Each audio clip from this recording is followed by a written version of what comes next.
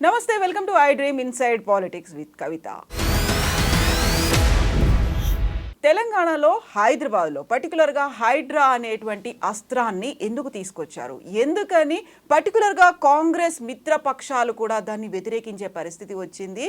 ఎవరినైనా స్పేర్ చేయము, సొంత పార్టీ వాళ్ళ మీదకైనా హైడ్రా అస్త్రాన్ని ప్రయోగిస్తామని కాంగ్రెస్ పార్టీ ప్రభుత్వం కూడా చెప్తున్నప్పటికి కూడా ఎందుకని దాన్ని కేవలం డైవర్షన్స్ కోసమే యూజ్ చేస్తున్నారనే ఆరోపణలు, వాదనలు నడుస్తున్నాయి. దీని గురించి మనం మాట్లాడుకోబోతున్నాం. మనతో పాటుగా ఉన్నారు పొలిటికల్ అనలిస్ట్ గంటా చక్రపాణి గారు. సార్ నమస్తే.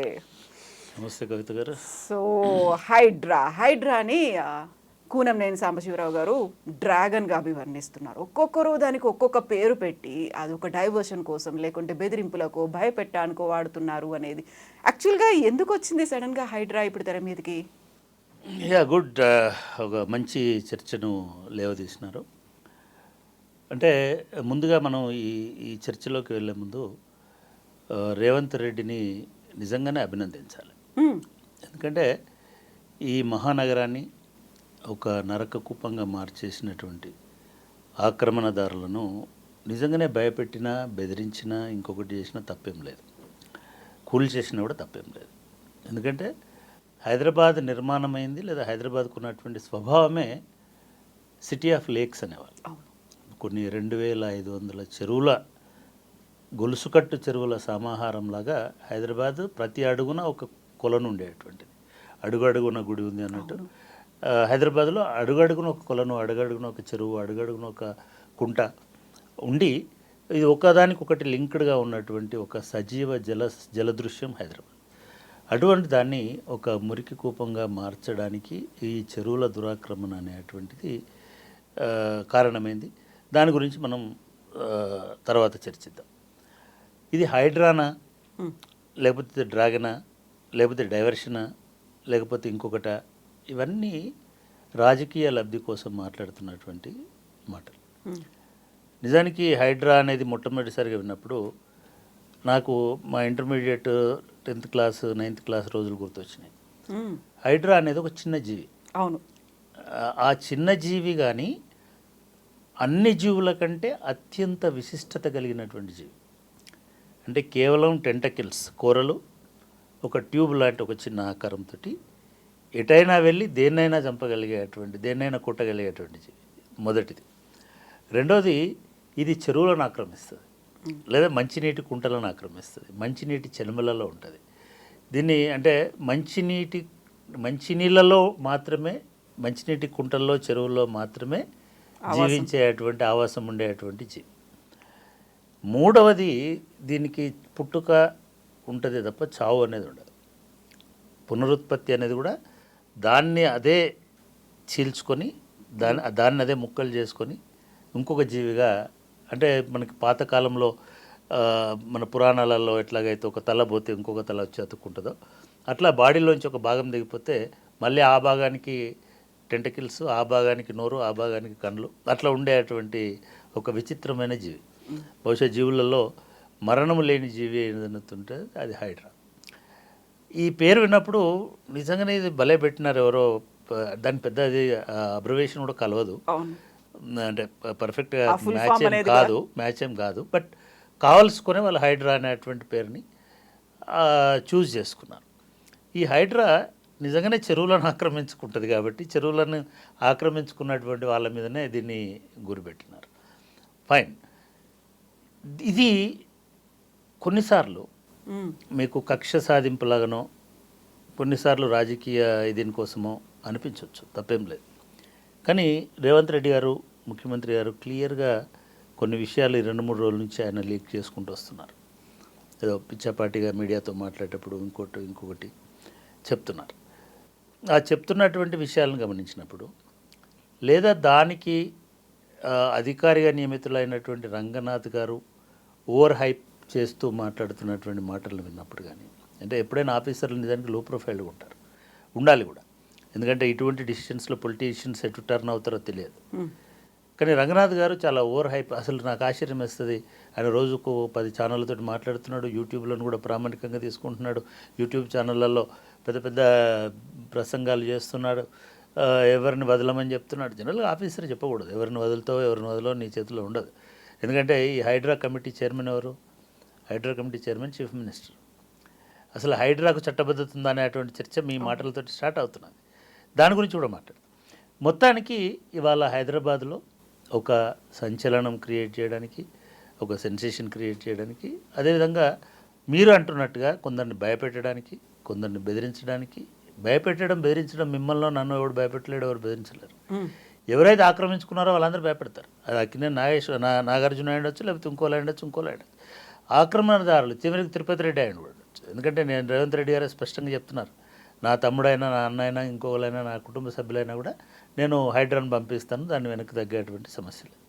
నిన్న మొన్న అటువంటి లెటర్లు వెళ్ళడము, అటువంటి ఉత్తర్వులు వెళ్ళడం జరిగింది. కాబట్టి ఈ నేపథ్యంలో మనం ఖచ్చితంగా ఈ ముఖ్యమంత్రి తీసుకున్నటువంటి చర్యను ఖచ్చితంగా సమర్థించాలి. ఖచ్చితంగా ఇది కొనసాగేటట్టుగా చూడాలి. ఖచ్చితంగా ఈ పోలీస్ వారి మధ్యలో ఆపేసి రేవంత్ రెడ్డి అర్ధాంతరంగా నిష్క్రమించకుండా కాపాడగలగాలి అనేటువంటి అభిప్రాయం అయితే నాకు చాలా స్పష్టంగా ఉంది. ఇకపోతే రెండవది, అసలు ఈ ఆక్రమణలకు కారణం ఎవరు? నిజంగానే ఇది కక్ష సాధింపుతోటి చేస్తున్నారా? కక్ష సాధింపుతోటి చేస్తున్నారు అని అంటే అసలు ఆక్రమణ లేని చోటికి పోయి హల్చల్ చేస్తే ఇది కక్ష సాధింపు కోసం, బెదిరించడం కోసం అని అనుకోవచ్చు. అక్కినేని నాగార్జున గారు తన ఇన్కన్వెన్షన్ సెంటర్ని చెరువులో కట్టినాడు అనేటువంటిది గతంలోనే ఎస్టాబ్లిష్ అయినటువంటి వాస్తవం. దాంట్లో 2.5 ఎకరాలు 2 ఎకరాలు చెరువు శిఖం భూమి ఉంది, ఎఫ్టీఎల్లో ఉంది అని గతంలో ఇచ్చినటువంటి నివేదికలు, మ్యాపులు చూస్తే మనకు అర్థమవుతుంది. సరే, దాని మీద కోర్టు కేసు ఉందా, కోర్టు ఏమన్నా దాన్ని స్టే ఇచ్చిందా అని అంటే అది కోర్టులకు ఉన్నటువంటి అంశం. ఇప్పుడు కూల్చేసి కూడా 3 రోజులు అయింది, 4 రోజులు అయింది, కోర్టులు ఏం జోక్యం చేసుకోవు. ఇప్పుడు అయిపోయింది, దాన్ని నేలమట్టం చేసినారు. అయితే ఇది న్యాయము అన్యాయము ఎంతవరకు అనే చర్చలోకి పోకపోతే ఇది ఒక భయాన్ని అయితే క్రియేట్ చేసింది. నాగార్జున లాంటి వాళ్ళనే కొట్టేసినారు అనేటువంటి భయం అయితే ఇవాళ ఆక్రమణదారులందరిలో కలిగింది. అన్యాపదేశంగా రంగనాథ్ గారు కూడా అదే చెప్తున్నారు, మేము భయం క్రియేట్ చేస్తాం, భయంతో అవగాహన వస్తుంది. ఇది పోలీస్ నైజం. పోలీసులకు ఉండేటువంటి ఏంటంటే ఒక ఎన్కౌంటర్ చేస్తాం, ఎన్కౌంటర్ తోటి ఒక భయం వస్తుంది. భయం వస్తే ఎవరు నక్సలైట్లకు అన్నం పెట్టరు, సో దాంతో సెటరేట్ అయిపోతుంది.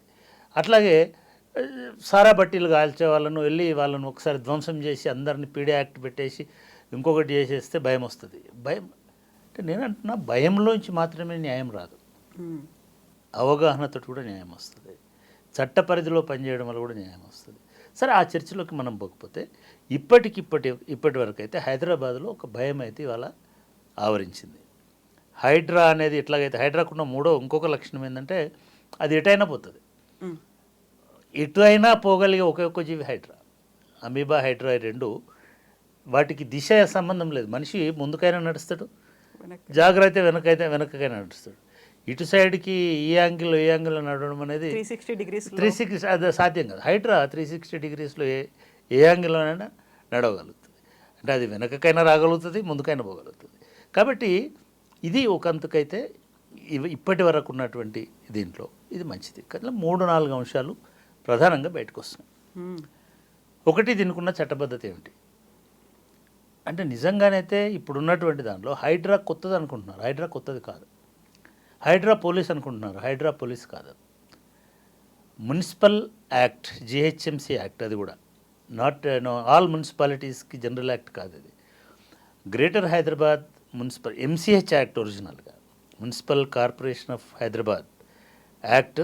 ఆ తర్వాత జిహెచ్ఎంసీ యాక్ట్ అయిన తర్వాత జిహెచ్ఎంసీ యాక్ట్లో ఎన్ఫోర్స్మెంట్ అండ్ విజిలెన్స్ సెల్ అనేటువంటిది ఒకటి ఉంది. Hyderabad municipal corporation enforcement and vigilance cell. ఈ ఎన్ఫోర్స్మెంట్ విజిలెన్స్ సెల్ అనేది మున్సిపల్ అడ్మినిస్ట్రేషన్లో భాగం. కాకపోతే దీనిలో ఎన్ఫోర్స్మెంట్ విజిలెన్స్ అని అంటే పోలీస్ కావాలి కాబట్టి అందులో పోలీసులను తీసుకొని చేస్తుండేవాళ్ళు. గతంలో కూడా చాలామంది పోలీసు డిఎస్పీ స్థాయి అధికారులు, ఎస్పీ స్థాయి అధికారులు, సిఐల స్థాయి అధికారులు ఆ ఎన్ఫోర్స్మెంట్లో ఉంటారు. ప్రతి మున్సిపల్ అడ్మినిస్ట్రేషన్లో ఉంటారు. ఈవెన్ జిహెచ్ఎంసీ తర్వాత ఉన్నది ఏంటి హెచ్ఎండిఏ. హెచ్ఎండిఏలో కూడా అటువంటి ఒక సెల్ ఉంటుంది. దాని కూడా ఒక డిఎస్పీ స్థాయి అధికారి, దాని కూడా ఇన్ఛార్జ్గా ఉంటాడు. అటువంటిది చట్టబద్ధంగా మున్సిపల్ యాక్ట్ ప్రకారం ఏర్పడినటువంటి బాడీ. దాన్నే పేరు మార్చినారు. ఆ ఎన్ఫోర్స్మెంట్ సెల్లే, విజిలెన్స్ అండ్ ఎన్ఫోర్స్మెంట్ సెల్లే ఇప్పుడు హైడ్రా లాగా దానికి పేరు మార్చిన తప్ప. కాబట్టి దీనికి చట్టబద్ధత ఉందని అనుకోవాలి డెఫినెట్గా. కానీ ఇంతకంటే మెరుగైనటువంటి వ్యవస్థను ఏర్పాటు చేసి ఉండొచ్చు కదా. రెండవ వాదన ఏమనిపిస్తుందంటే, ఈ యాక్ట్ వచ్చి 30 సంవత్సరాలు 40 సంవత్సరాలు అవుతుంది. హైడ్రా ఇప్పుడే ఎందుకు నిద్రలేచింది? హైడ్రా ఇప్పుడే ఎందుకు వచ్చింది? నేనేమంటున్నానంటే, ఈ 30 ఏళ్ళు నిద్రపోయినందుకు బాధపడాలా? ఇప్పుడు వచ్చినందుకు మనకి ఇప్పుడు కష్టం, నిద్రపోయి నష్టం వచ్చినందుకు అవుతోంది. నిందించాలా? సరే, నిద్ర అయితే లేచింది కదా, ఇది మంచిదే కదా. కాబట్టి దానికి కూడా ఆ వాదన కూడా పసలేదు. ఇప్పుడు ఎందుకు నిద్ర లేచినారు, ఇప్పుడే ఎందుకు వచ్చి మొదలు పెట్టినారంటే, ఎప్పుడో ఒకసారి మొదలు పెట్టాలి కాబట్టి ఇప్పుడు మొదలుపెట్టారు. ఈ హైడ్రా ఇప్పుడు హఠాత్తుగా నిద్రలేచి ఈ 30 సంవత్సరాల నుంచి ఇచ్చుకుంటూ వచ్చినటువంటి పర్మిషన్లన్నింటినీ రద్దు చేసి, ఈ 30 సంవత్సరాల నుంచి ఇచ్చినటువంటి అనుమతులు, కన్స్ట్రక్షన్స్, నిర్మాణాలు, కరెంటు కనెక్షన్లు, వాటర్ కనెక్షన్లు ఇచ్చిన తర్వాత ఇప్పుడు పోయి దాడులు చేయడం వలన ఇది రాజ్యాంగ సంక్షోభం. పెద్ద మాటనే కావచ్చు, కానీ న్యాయ వివాదం అనుకుందాం. న్యాయ వివాదం కూడా రాజ్యాంగం నుంచే వస్తుంది. ఒక మనిషికి ఉండే హక్కులను హరించి వేసేటువంటి హక్కు ఈ హైడ్రాకు ఉంటుంది. అక్కడ మాత్రం ఉండదు అనేటువంటి విషయాన్ని చెప్పక తప్పదు. ఎందుకంటే మీ ప్రభుత్వమే ఈ ఇల్లు కట్టుకోవడానికి పర్మిషన్ ఇచ్చింది, మీ ప్రభుత్వమే దానికి కరెంటు కనెక్షన్ ఇచ్చింది, మీ ప్రభుత్వమే దానికి, ఇదే మున్సిపాలిటీ ఏ విజిలెన్స్ అయితే భాగమైందో, ఏ హైడ్రా అయితే జిహెచ్ఎంసీలో భాగమో, అదే మున్సిపల్ కార్పొరేషను అన్ని రకాల అనుమతులు ఇచ్చిన తర్వాత ఒక సామాన్యుడు కట్టుకున్నాడు అనుకోండి. మీరు గండిపేటలో కూలగొట్టినటువంటి చూసినా, శాస్త్రీపురం అని ఎక్కడో కూలగొట్టినవి చూసినా, లేకపోతే ఫిలిం నగర్ దగ్గర ఎక్కడో, ఫిలిం నగర్ కాదు, నానక్రామ్గూడలో కూలగొట్టిన, ఇవి ఏవి కూడా కమర్షియల్ కాదు, మనుషులు నివాసం ఏర్పాటు చేసుకున్నటువంటివి. ఈ నివాసం ఎందుకు ఏర్పాటు చేసుకున్నారు? వాళ్ళకి చెరువు అని తెలియదా, వాళ్ళు ఆక్రమణ అని తెలియదా అని చాలామంది మాట్లాడుతున్నారు. కానీ చాలా సందర్భాలలో రంగనాథ్ గారే ఒక చోట చెప్పారు, సర్వే నెంబర్లను ట్యాంపర్ చేసి కూడా, వేరే సర్వే నెంబర్ వేసి కూడా దానికి అనుమతులు తీసుకొచ్చుకొని కన్స్ట్రక్షన్స్ కట్టినటువంటి వాళ్ళు ఉన్నారు. మనం ఈ యూట్యూబ్ ఛానళ్ళలో వస్తున్నటువంటి చూస్తుంటే, ఎవరో ఒక ఐటీ ఎంప్లాయీ హైటెక్ సిటీకి దగ్గర ఉంటుందో, లేకపోతే అటేటో ఫైనాన్షియల్ డిస్ట్రిక్ట్ దగ్గర ఉంటుందో, లేకపోతే వాళ్ళ బడ్జెట్లో వస్తుందని ఎక్కడో ఒక ఫ్లాట్ కొనుక్కున్నా. ఆ ఫ్లాట్ కొనుక్కునేటువంటి ఫ్లాట్ కొనుక్కోవడమే కాకుండా బ్యాంకు లోన్ కూడా తీసుకున్నారు. బ్యాంకులు సునిశ్చితంగా పరిశీలిస్తాయి. కానీ మీ మున్సిపాలిటీ ఇచ్చిన డాక్యుమెంట్లన్నీ దొంగ డాక్యుమెంట్లు, తప్పుడు డాక్యుమెంట్లు. మున్సిపాలిటీ పర్మిషన్ ఇచ్చి డాక్యుమెంట్లన్నీ కరెక్ట్గా ఉన్నట్టుగా ట్యాంపర్ చేసిన తర్వాత బ్యాంకు కూడా ఏం చేయలేదు. సో వాళ్ళు కూడా లోన్ ఇచ్చినారు. ఇటువంటి వాళ్ళ సమస్యలు వస్తే ఏం చేయాలనేది వాళ్ళ హైడ్రా ముందున్నటువంటి పెద్ద సవాలు. ఇది భవిష్యత్తులో న్యాయ వివాదాలకు కూడా దారితీస్తుంది. ఇవాళ న్యాయస్థానాలు కూడా ఎట్లున్నాయంటే, వ్యక్తి ప్రయోజనం ఇంపార్టెంట్ రాష్ట్ర ప్రయోజనం కంటే, సమాజ ప్రయోజనం కంటే. ఎందుకంటే లా ఇట్ సెల్ఫ్ వ్యక్తి ప్రయోజనమే ముఖ్యమని చెప్తుంది, వ్యక్తిని కాపాడాలని చెప్తుంది. కానీ ఆ వ్యక్తి వలన సామాజిక ప్రయోజనాలు దెబ్బతింటున్నాయి, ఆ వ్యక్తి వలన ఎన్విరాన్మెంట్ దెబ్బతింటుంది, ఆ వ్యక్తి వలన జీవ వైవిధ్యం దెబ్బతింటుంది, అనేక జీవులు నాశనం అవుతున్నాయి అనేటువంటి అంశాన్ని కోర్టులు పెద్దగా పట్టించుకోవు. కాబట్టి అది నాగార్జున వ్యాపార సంస్థ అయినా, వాణిజ్య సంస్థ అయినా, లేదా ఇంకొక కాలేజ్ అయినా, ఇంకొకటైనా, దాని సామాజిక ప్రయోజనం ఏమిటి అనేది చూడకుండా ఇమీడియట్గా కోర్టులు స్టే ఇవ్వడం అనేటువంటిది జరుగుతుంది. కోర్టుల ఇంటర్వెన్షన్ అనేది జరుగుతుంది. ఏ సంస్థ కూడా కోర్టుల జోక్యానికి అతీతం కాదు. రాజ్యాంగ సంస్థ అయినా సరే కోర్టుల జోక్యం అనేది తప్పనిసరి అవుతుంది. దీనివలన కొంత ఏమైనా గ్యాప్ వస్తుందేమో చెప్పలేము. ఇది రెండవ అంశం ఈ హైడ్రా విషయం. సో ఇప్పుడు ప్రధానంగా వినిపిస్తుంది ఇంకొక వాదన కూడా, ఎందుకు బయ్యర్ల మీద పడ్డారు, బిల్డర్ల మీద పడలేదు అనేది. ఎవరైతే లేఅవుట్లు చేస్తున్నారో వాళ్ళని ఎందుకు, ఈ రియల్టర్లు వాళ్ళని ఏమీ అనట్లేదు, కేవలం కొనుక్కున్నారు, వాళ్ళు లోన్ తీసి పెట్టుకున్నారు, వెళ్ళి ఆ ఇల్లు కూల్చేస్తున్నారు అనేది ఒక వాదన వినిపిస్తోంది. దీంతో పాటుగా అసలు చెరువులు అనేవి విపరీతంగా కబ్జా అయిపోయాయి. మీరు చెప్పినట్టుగా లేక్ సిటీ ఆఫ్ హైదరాబాద్ అది కూడా మారిపోయి ఇప్పటికీ మిగిలిపోయినవి ఏమైనా ఉంటే 60% కూడా లేవు మిగిలిపోయిన చెరువుల్లో కూడా, ఎంక్రోచ్మెంట్లు అన్ని పోయిన తర్వాత. అసలు ఆద్యులు ఎవరు అనుకోవాలి దీనికి? ఎందుకు అంటే ఇది చాలా మంచి ప్రశ్న. చాలా ఇప్పుడు మాట్లాడుతున్నట్టుగా, బయటకు వస్తున్నట్టుగా ఏదో హైడ్రా వస్తుంది కాబట్టి చప్పట్లు కొడదాం, ఇదే సమాజము రేపు నిజంగానే హైడ్రా కనుక ఇప్పుడు ఇంకా మీరు అన్నట్టుగా బయర్ల దాకా పోయినారు కొన్ని చోట్ల, బడా బయర్లు అనుకుందాం, రేపు హైడ్రా మాదాపూర్ వైపు వస్తాయి, రేపు హైడ్రా సఫిల్గూడ వైపు వస్తాయి, రేపు హైడ్రా యూసఫ్గూడ వైపు వస్తాయి, రేపు హైడ్రా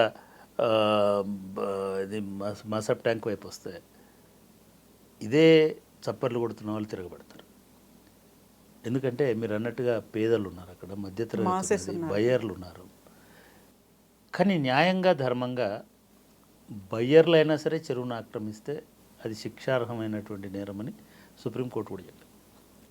వాళ్ళకు నోటీసులు ఇవ్వాల్సిన అవసరం లేదని కూడా చెప్పింది. కొనేటప్పుడే ఈ విజ్ఞత ఉండాలని చెప్పింది. కానీ హైదరాబాదు ఏది కూడా లేఅవుట్ తోటి వచ్చినటువంటి ఆక్యుపెన్సీ కాదు. వితౌట్ లేఅవుట్స్ మున్సిపల్ ఆఫీసర్స్ కుమ్మక్కైపోయి బిల్డర్లు, చిన్న చితక బిల్డర్లు ఉండొచ్చు, మెగా బిల్డర్లు ఉండొచ్చు, బడా బిల్డర్లు ఉండొచ్చు, వాళ్ళు అమ్ముకున్నారు, వెళ్ళిపోయినారు. బిల్డర్ బాధ్యత ఆక్యుపెన్సీ సర్టిఫికేట్ వచ్చేదాకానే ఉంటుంది. కొనుక్కున్నవాడి బాధ్యతనే జీవితకాలం ఉంటుంది. Home is not for builder, home is for buyer. Buyer నివసిస్తాడు కాబట్టి బయ్యర్ బాధ్యతనే. ఇది నిర్దాక్షిణ్యమైనటువంటి నిజం.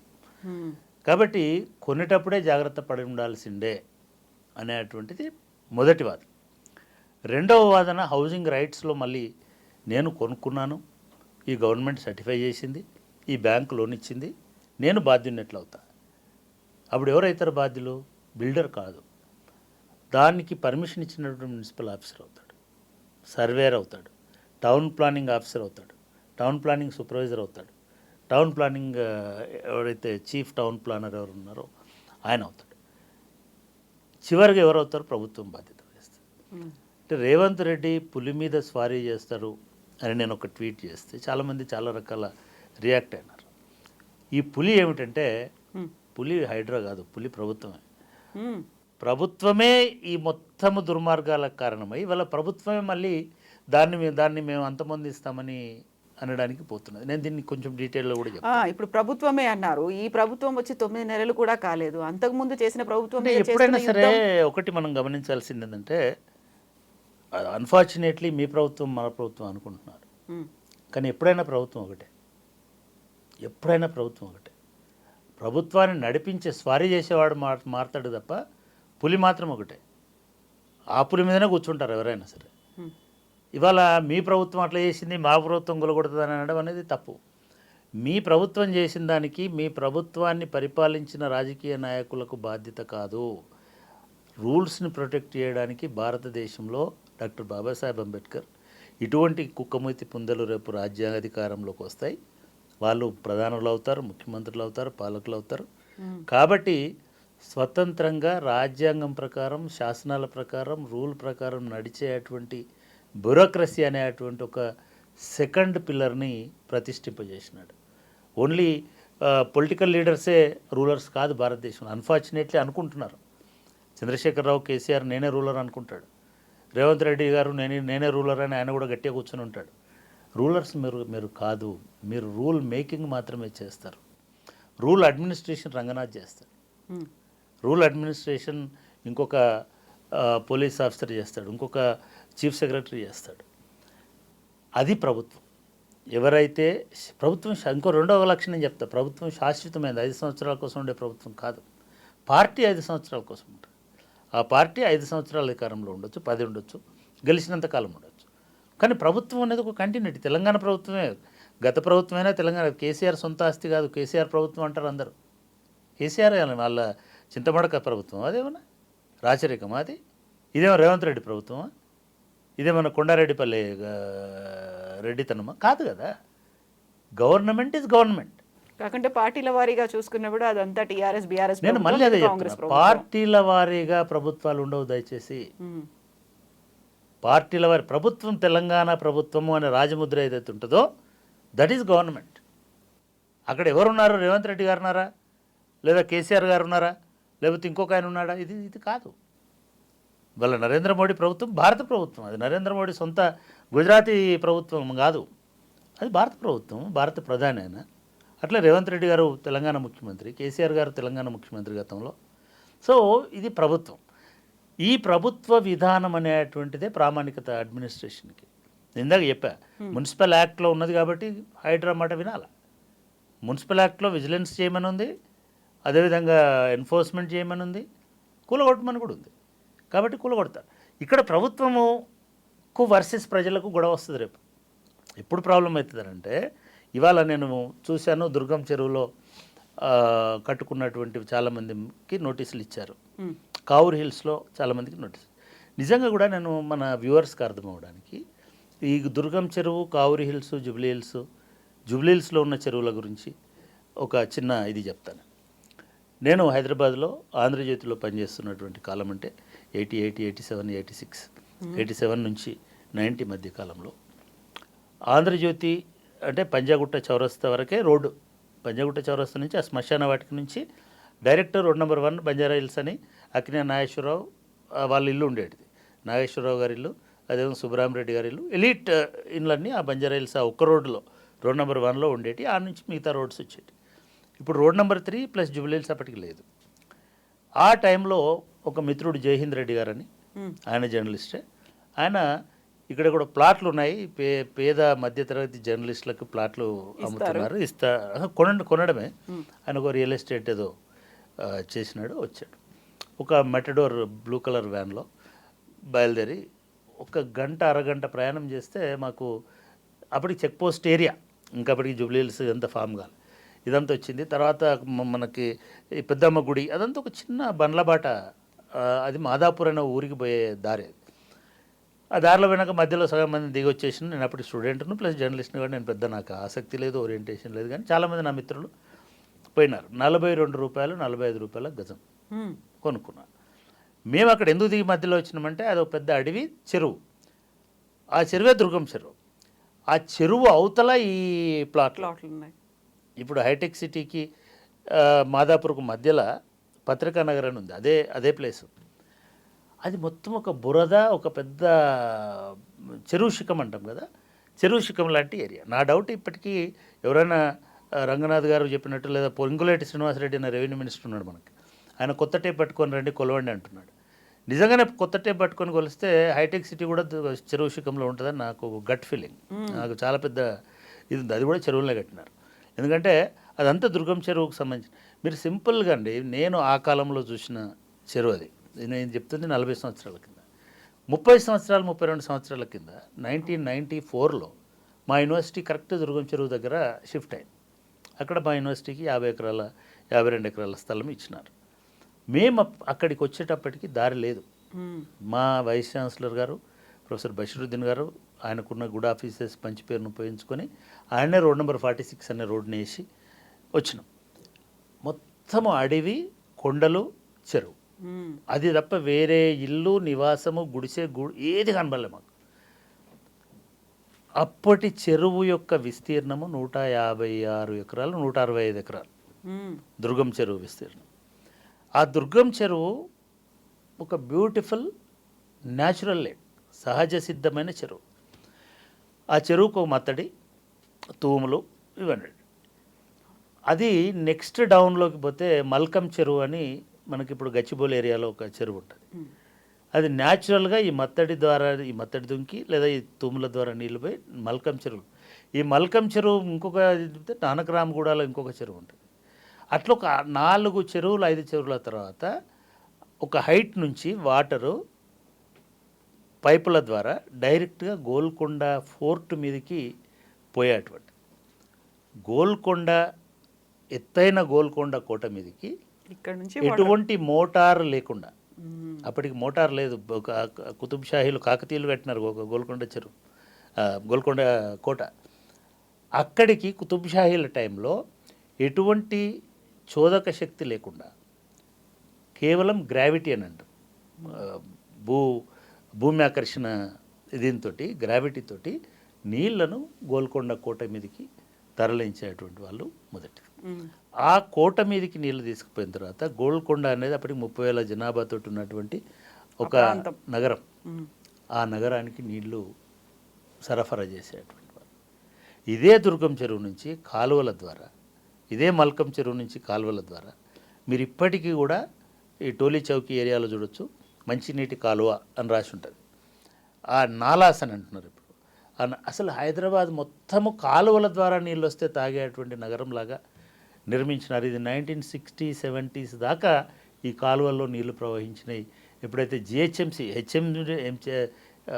Hyderabad municipal corporation of Hyderabad MCh అనేది ఏర్పడిందో ఎంసీహెచ్లో కూడా కాలువల నిర్వహణ విభాగం ఉండేది. మ్మ్. కాలువల ద్వారానే నీళ్లు తోడుకునేటువంటిది అప్ టు ఇవి రాకముందుకు ఈ ఓల్డ్ ఏరియాని చెరువుల ద్వారా కాలువల ద్వారా నీళ్లు తాగేటువంటి ఇది హైదరాబాద్కు ఉన్నటువంటి బ్యూటీ. ఇదే దుర్గం చెరువు నేను ఇందాక చెప్పినట్టుగా మేము 94లో అంబేద్కర్ ఓపెన్ యూనివర్సిటీ షిఫ్ట్ అయింది. ఒక 10 సంవత్సరాలు మేము గమనిస్తూనే ఉన్నాం. అసలు మా యూనివర్సిటీకి రావాలంటే ఏమీ దారిలేనటువంటి పరిస్థితులు వచ్చినాం. అక్కడికి స్లోగా మాదాపూర్ అనేది ఎక్స్పాండ్ అయింది.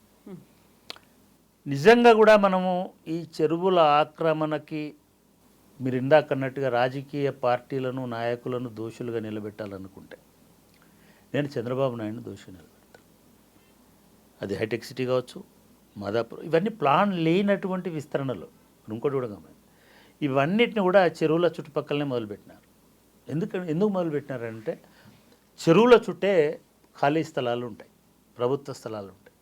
నిజంగానే ప్రభుత్వాలు కనుక ఒక హైటెక్ సిటీనో లేకపోతే ఒక ఇండస్ట్రియల్ కారిడార్నో లేకపోతే ఒక పారిశ్రామిక కేంద్రాన్నో లేదా ఒక మార్కెట్నో ఏదైనా డెవలప్ చేయాలని అనుకుంటే భూసేకరణ చేయాల్సి ఉంటుంది. కానీ హైదరాబాద్లో ఏం జరిగిందంటే ఎక్కడైతే ఖాళీ స్థలాలు ఉన్నాయో అక్కడ డెవలప్ చేసుకుంటూ పోయినారు. అట్లా ఈ దుర్గం చెరువు పైన ఖాళీ స్థలం ఉంది కాబట్టి అక్కడ ఒక హైటెక్ సిటీ అనే ఒక చిన్న బిల్డింగ్, దానికి వాళ్ళు ఉన్న టెక్నాలజీలో హైటెక్ సిటీ పెద్ద నగరం కాదు, చిన్న బిల్డింగ్ కట్టినారు.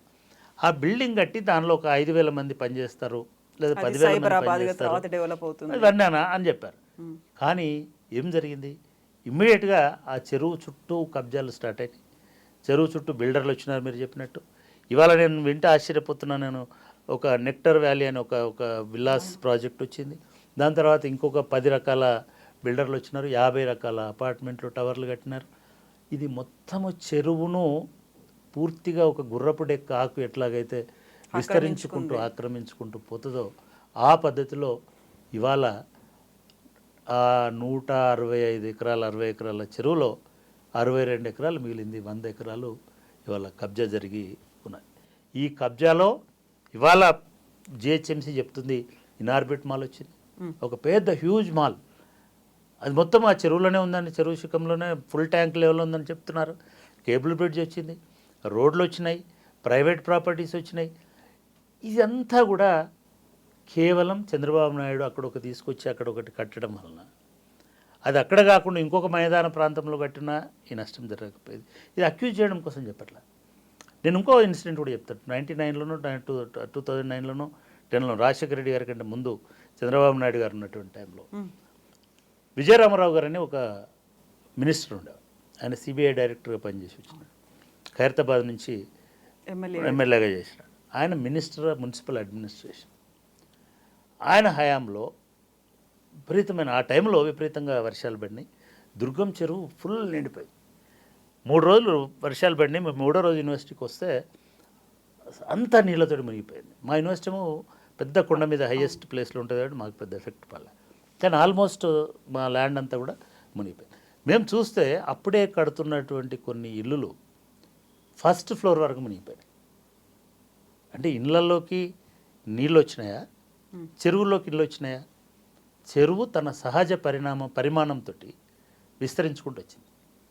ట్రస్ట్ మీ, ఒక 500 ఇళ్ళను ఐడెంటిఫై చేసిన మేము గుట్ట మీద నిలబడి ఇది మునిగింది, అది మునిగింది, ఇది మునిగింది. 500 ఇళ్ళు చెరువులనే కట్టినారు. 500 ఇళ్ళు చెరువులనే కట్టినారు.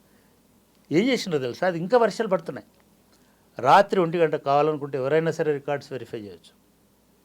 రాత్రి 1 గంటకు మున్సిపల్ మినిస్టర్ ఆదేశంతో వెళ్ళి దుర్గం చెరువు మత్తడిని ఒక లేయర్ తీసేసినారు. మత్తడి అంటే బండ్ ఉంటుంది కదా, ఆ బండ్ని ఒక లేయర్ తొలగించిన. ఎందుకంటే తుమ్మురులోంచి నీళ్ళు వెళ్తున్నా కూడా వరద ఉధృతికి సరిపోవట్లేదు కాబట్టి ఆ లెవెల్, ఫుల్ ట్యాంక్ లెవెల్ని తగ్గించడం కోసం తీసేసినారు. దీంతో ఈ ఇళ్లలో సగం ఇల్లు వచ్చేసింది. తర్వాత తెలిసింది ఏంటంటే ఆ ఇల్లు కట్టిన బిల్డరు ఒక మినిస్టర్ గారి సొంత బావగారు, వాళ్ళ సిస్టర్నే ఈయనకి ఇచ్చినారు.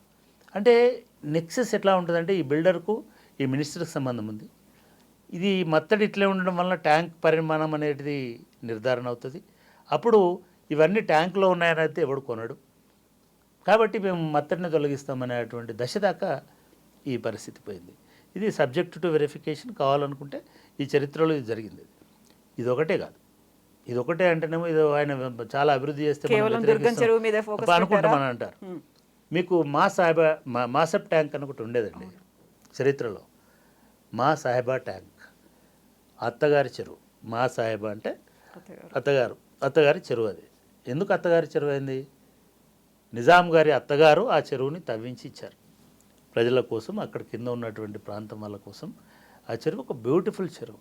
ఎక్కడుంటుందంటే బంజారా హిల్స్ పర్వత స్థానుల్లో కురిచినటువంటి, నేను కావాలనే వాడుతున్నా, బంజారా హిల్స్ పర్వతాల హిల్స్ అంటే అవే కదా, ఆ పర్వత సానువుల్లో కురిచినటువంటి వర్షం వరద అంతా వచ్చి ఆ కింది ప్రాంతంలో ఉన్న మల్లేపల్లి అవతల ప్రాంతంలో ఉన్న వాటి ఇదవుతుంది. కాబట్టి ఒక బ్యూటిఫుల్ చెరువును కట్టినారు, ఒక కట్ట కట్టినారు. చెరువు అట్లా ఒక కట్ట కట్టారు.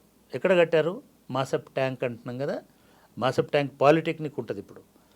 అక్కడి నుంచి మెహదీపట్నం ఎన్ఎండిసి బిల్డింగ్ కనబడుతుంది కదా మనకు, అక్కడి వరకు ఒక కట్ట కట్టి, జస్ట్ ఒక కట్ట కడితే ఒక బ్యూటిఫుల్ చెరువు అయింది అది. ఇది ఎప్పటి వరకు ఉండే? నేను ఇందాక చెప్తున్నటువంటి స్టోరీ వరకు కూడా అక్కడ చెరువే ఉండే. ఆ చెరువు నుంచే బయట మీరు కూడా బాల్యంలో ఆ చెరువులోకి ఈత కొట్టేయడానికి చాలామంది పోయేవాళ్ళు, చెరువు చూడడానికి కూడా చాలామంది. శ్రీమాన్ చంద్రబాబు నాయుడు గారు దాన్ని చాచా నెహ్రూ పార్క్, అంతకుముందే వచ్చింది బహుశా, పాపం ఆయన అనడానికి కూడా లేదు, బహుశా బ్రహ్మానంద రెడ్డి గారు లేకపోతే విజయభాస్కర్ రెడ్డి గారి టైంలోనూ ఆ చెరువును పూడ్చి పార్క్ చేసినారు. అసలు దీనంత దారుణము ఇంకేదైనా ఉంటుందండి? చెరువులను పూడ్చేసి ట్రాక్టర్లతో లారీలతో మట్టి తెచ్చి చెరువు అంతా నింపేసి ఆడ పార్క్ చేసి, దానికి చాచా నెహ్రూ పార్క్ అని పెట్టి, దానిలో క్రికెట్ స్టేడియం కట్టి, దానిలో టెన్నిస్ స్టేడియం కట్టి, దానిలో ఫుట్బాల్ అసలు స్టేడియాలు ఎక్కడ కట్టాలి? పార్కులు ఎక్కడ నిర్మించాలి? ఇది నేను చెప్తున్నాను, ఇది వాళ్ళని బ్లేమ్ చేయడానికి కాదు. చాచా నెహ్రూ పార్క్ అట్లనే వచ్చింది, కృష్ణకాంత్ పార్క్ అని వచ్చింది, బహుశా మీ ఎరకలో కూడా. కానీ అది డంప్ యార్డ్ని మార్చారు అనేది.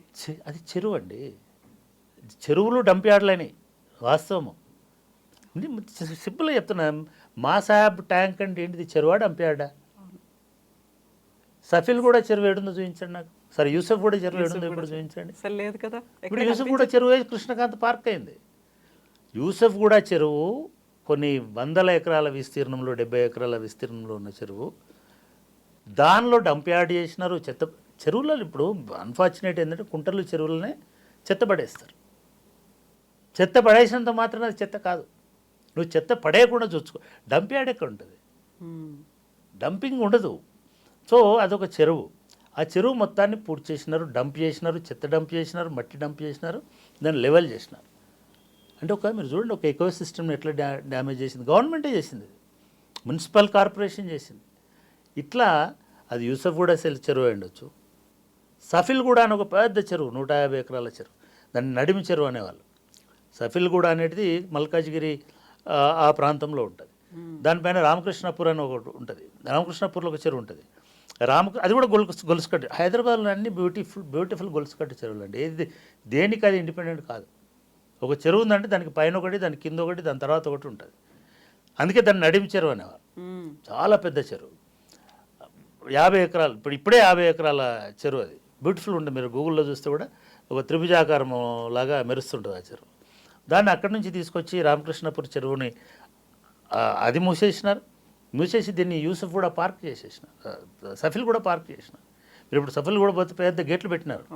గేట్లు పెట్టి లోపలంతా పార్కు, మధ్యలో ఒక చిన్న కొలను. అరే ఇది ఎక్కడి? మీరు ఆ సఫిల్గూడ నుంచి రామకృష్ణ మన అటువైపు పోతుంటే, పైకి వెళ్తుంటే పెద్ద వాల్ ఉంటుంది. ఆ చెరువు కట్ట, అది నిజాం గారి టైంలో కట్టినటువంటి కట్ట. అట్లా మీరాలం చెరువు అయిండొచ్చు, ఇంకోటి అయిండొచ్చు. ఇట్లా కొన్ని వేల చెరువుల నుంచి ఇవాళ ఒక 500 చెరువులు, 600 చెరువులు, ఆ 900 చెరువులలో కూడా 60% ఆక్యుపై చేసినటువంటి చెరువులని తీసుకొచ్చి, ఇదంతా కూడా 85-90 తర్వాత హైదరాబాద్ గ్రోత్ని కనుక మీరు పరిశీలిస్తే 91 నుంచి లేదా 85 తర్వాత నుంచి ఎన్టీ రామారావు గారు రెండోసారి అధికారంలోకి వచ్చిన తర్వాత నుంచి వలసలు అనేటిది విపరీతంగా పెరగడం వలన వచ్చిన వాళ్ళకి గృహ వసతి లేకపోవడం వలన వచ్చిన వాళ్ళందరూ ఈ చెరువు శిఖాల మీద భూములు, ఎందుకంటే అదొకటే ప్రైవేట్ గవర్నమెంట్ ల్యాండ్, ఆ ల్యాండ్స్లో స్థిర నివాసాలు ఏర్పాటు చేసుకొని అక్కడే స్థిరపడిపోయి ఉండడం వల్ల దాని తర్వాత బిల్డర్లు వచ్చి అక్కడ మల్టిపుల్ టవర్స్ కట్టడం వల్ల లేక్ వ్యూ అపార్ట్మెంట్లు అనేవి వచ్చిన తర్వాత మీకు చాలా మంచిగా గుర్తు చేసినారు. రేడియోలో మీరు డ్రైవ్ చేసుకుంటూ వెళ్తున్నప్పుడు సిటీలో రివర్ వ్యూనా అదెక్కడ అని ఒక అడ్వర్టైజ్మెంట్ వస్తుంది. అవును, మీరు సిటీలో నమ్మవని తెలుసు, అయినా కూడా సిటీలో రివర్ వ్యూ అంటే మూసీ వ్యూ అండి, ఏదో గోదావరి వ్యూ కృష్ణ వ్యూ కాదు. మీరు మూసీ చుట్టూ ఇప్పుడు రేవంత్ రెడ్డి ఒక్క కాలంలో నిజంగానే ఆయన హైడ్రాతోటి ఫైట్ చేస్తుండు. హైడ్రా గురించి ఇంకొక స్టోరీ కూడా ఉంది. ఈ గ్రీక్ ఈ ఈ పురాణాలలో గ్రీకుల జానపద కథలలో ఒక వీరుడిని వింత తలలున్న సముద్రజీవి ఇది చేస్తుంటుంది, దాంతో ఫైట్ చేస్తున్నాడు. మీరు కృష్ణుడికి వచ్చేసరికి కూడా కృష్ణుడు కాలింది నదిలో దీంతో అనేక తలలున్న పాముతోటి యుద్ధం చేస్తాడు. చివరికి ఆ పాము మీద డాన్స్ చేస్తాడు. ఇట్లాంటి స్టోరీ ఏదో చెప్తుంటారు. అంటే కాళీయమర్దనము అనుకున్నప్పుడు అంటే నిజంగానే ఇది కాళీయమర్దనమే రేవంత్ రెడ్డి చేస్తున్నది. అన్ని తలలు ఉన్నటువంటి పాము ఏం చేస్తుందో తెలియదు. అటువంటి పనిని ఇప్పుడు రేవంత్ రెడ్డి చేస్తున్నాడు.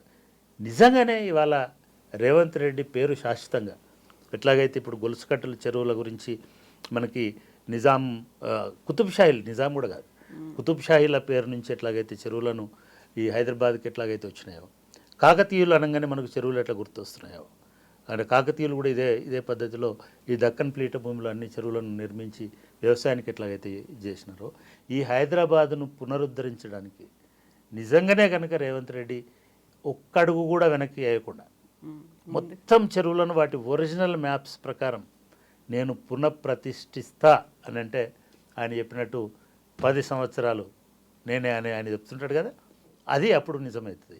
లేకపోతే ఎందుకంటే ఇవాళ ఆయన టచ్ చేస్తున్నది ఈ నేను ఇందాక చెప్పినటువంటి దుర్గం చెరువులో 100 ఎకరాలను ఆక్రమించినటువంటి వేల మంది బడా భూస్వాములు. దానిలో మీ అన్న తిరుపతి రెడ్డి గారు కూడా ఉన్నారని చెప్తున్నారు. నెక్టర్ వ్యాలీ ఒక్కొక్క విల్లా ఇవాళ 25-30 కోట్ల రూపాయలు ఉన్నటువంటి విల్లా ఉన్నది. అట్లా కొన్ని వందల విల్లాలనే నెక్టర్ వ్యాలీలో. దాని చుట్టుపక్కల ఉన్నటువంటి అపార్ట్మెంట్లు అన్నీ కూడా 85-90s తర్వాత వలస వచ్చినటువంటి పెద్ద పెద్ద పారిశ్రామికవేత్తలు, సినిమా వాళ్ళు, జడ్జీలు, నేను మళ్ళీ చెప్తున్నాను, న్యాయమూర్తులు అక్కడ ఇల్లు కట్టుకొని ఉన్నారు లేదా అక్కడ నివాసం ఉంటున్నారు. వీళ్ళందరూ వదిలిపెడతారు అని నేను అనుకోవడం లేదు. డెఫినెట్గా మళ్ళీ కోర్టే జోక్యం చేసుకునే అవకాశం ఉంటుంది. ఎందుకంటే ప్రజల హక్కులు పోతున్నాయి కాబట్టి, లేదా వాళ్ళు 30 ఏళ్ళ నుంచి ఉన్నారు కాబట్టి. అంటే 30 ఏళ్ళ నుంచి నువ్వు ఆక్యుపై చేసుకుంటే అది నీదే అని చెప్పే ఒక నీతి మన దేశంలో ఉంటుంది కాబట్టి, మరి వీళ్ళందరూ రేవంత్ రెడ్డిని ఇట్లనే నిలబడినిస్తారా, ఇట్లనే సవారీ చేయనిస్తారా, ఇట్లనే పాతుకొనిస్తారా అనేటువంటిది ఒక పెద్ద సవాల్ అయితే మనం చూడబోతాం. ఆయన నిలబడి ఉంటే, లేదు ఆయననే రాజీ పడిపోయో, లేకపోతే ఆయనకి కోర్టు ద్వారా ఒక ఉపశమనం వచ్చి ఉంటే అప్పుడు ఇంకొకటి ఇంప్రూవ్ అవుతుంది. అంటే ఇదంతా కేవలం జన్వాడ ఫామ్ హౌస్లో కేసీఆర్ని ఇరుకుని పెట్టాలి కాబట్టి, కేటీఆర్ని ఇరుకుని పెట్టాలి కాబట్టి, జన్వాడ ఫామ్ హౌస్లో డ్రోన్ పంపించినందుకు ఆయన అరెస్ట్ చేసి జైల్లో పెట్టినారు కాబట్టి, దానికి ప్రతీకారంగా జన్వాడ ఫామ్ హౌస్ను ఉలగొట్టాలి కాబట్టి ఇదంతా ఒక డ్రామా మొదలుపెట్టినాడని ఇప్పుడు ఎవరైతే ఈ ఛానళ్ళలో అక్కడిక్కడ మాట్లాడుతున్నారో అదే నిజమయ్యేటువంటి ప్రమాదం కూడా ఉంటుంది. కానీ ఇప్పటి వరకు రేవంత్ రెడ్డి గారు 2-3 చాలా ఇండికేషన్స్ అయితే ఏమి ఇస్తున్నారంటే, తన పార్టీలో ఉన్నటువంటి అందరి ఫామ్ హౌస్లను కూలగొడతా అని చెప్తున్నాడు.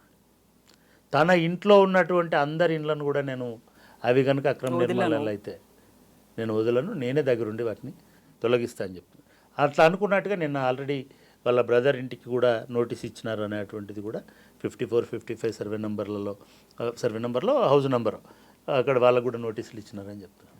ఇది జరగాలి. నేను ఒకటే చూడాలనుకుంటున్నాను. నేను రిటైర్ అయినాను, కానీ ఇప్పుడు ఆ దుర్గం చెరువు ఆ గుట్ట మీద నిలబడి, దానికి విచిత్రం, ఆ దుర్గం చెరువుని ఒక పర్యాటక కేంద్రం చేసేసిన. ఈ చెరువులు అన్ని పార్కులు న్యాచురల్ ఉండి పర్యాటక కేంద్రం చేయడం పక్కన పెట్టండి. ఇవాళ మీరు రోడ్లు వేసేసినారు, దానిలోకి వెళ్ళి దుర్గం చెరువు పక్క నుంచి రోడ్లు వేసేసినారు, ఇనార్బిట్ మాల్ కట్టినారు, ఇంకేదో కట్టినారు, ఆఫీసులు కట్టినారు, ఇవన్నీ వచ్చేసినాయి. ఇవన్నీ క్లియర్ కావాలి. ఇవన్నీ క్లియర్గా అయ్యి మళ్ళీ ఒక అందమైన జలాశయంలాగా, మీకు చాలామందికి తెలుసు, ఈ నగరానికి ఫౌండేషన్ స్టోన్ వేసినప్పుడు కులి ఒక ప్రార్థన చేస్తాడు అల్లాకి. నా ఈ నగరం, హైదరాబాద్ నగరం అనేది ఒక చెరువులాగా కలకలలాడాలి. ఈ చెరువులో అనేక జాతుల చేప పిల్లలు, అనేక రకాల చేప పిల్లలు సహజీవనం చేయాలి, బతకాలి. ఇది ఒక కలికి తురాయిలాగా మెరవాలి అని ఆయన ఒక ప్రేయర్లో అల్లాను కోరుకుంటాడు. అటువంటి నగరం మళ్ళీ మనం, ఈ చెరువులన్నీ క్లీన్ అయిపోయి, ఇక్కడ ఆక్రమణలన్నీ తొలగిపోయి, ఒరిజినల్ హద్దులు ఎట్లాగైతే మొన్న ఎన్ కన్వెన్షన్ని ఒక 5 నిమిషాలలో కూలగొట్టినారు, ఒక 5 సంవత్సరాలు పడుతుంది. ఒక షెడ్యూల్ పెట్టుకోండి, హైడ్రాకి ఒక చట్టబద్ధత ఇవ్వండి, చట్టబద్ధత ఉంది, దాని పరిధి ఎక్స్పాండ్ చేయండి, 111 జీవోని కూడా దానిలో తీసుకురండి పరిధిలోకి.